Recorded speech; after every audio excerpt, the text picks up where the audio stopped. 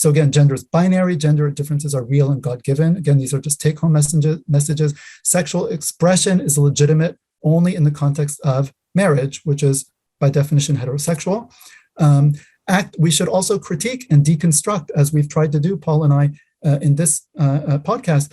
We should actively critique and deconstruct the Western paradigm post-sexual revolution and show what is wrong with it, because it's harmful to people. It's not just because Muslims don't like it.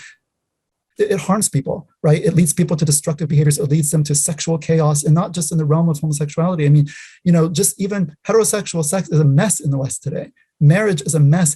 Partnering is a mess. The sexual marketplace is a disaster. I mean, there's the repercussions and the fallout of the sexual revolution. No one wants to talk about it because it would strike at their core ideological and moral commitments. We still have people who grew up on drinking the milk of the sexual revolution who are adults today, and they're not willing to fundamentally question their basic assumptions that they've taught made them enlightened modern people, post 60s. And we're going to continue to pay the price as long as that's the case. I'm sorry, Paul, you were going to say. No, I interrupted you. No, I was going to say that there's also the geopolitical position here, that before there was Western colonialism, it was perhaps economic, and then it was political, then it was military.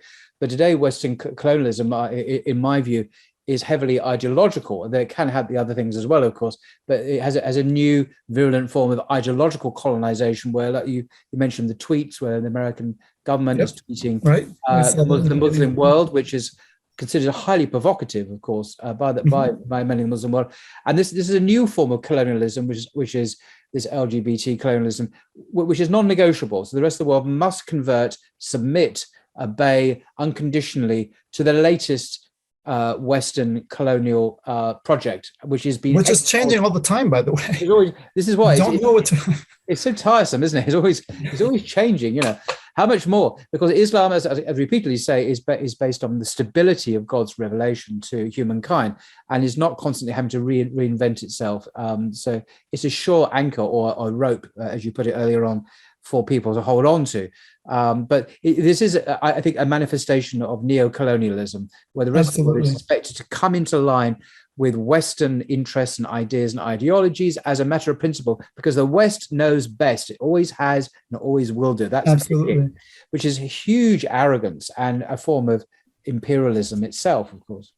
Yep, I agree with you 100%. And ironically, it's a lot of these kind of people within the academy or some of these sort of more left-leaning spaces who talk of colonialism and neo-colonialism and post-colonialism, but they're also very heavily invested in kind of pushing this particular narrative. And it's like, isn't it obvious to you that this is just, you talk about Victorian morality being brought into the Muslim world by British colonialism in the 19th century. Okay, yes, that's true. But you're doing the same thing now in the 21st century. Exactly the same thing, because these ideologies were born in Britain and America and Germany and France. Absolutely. And it's exactly the same places. And the movement of influence and power and colonialism is exactly the same movement from one place to another.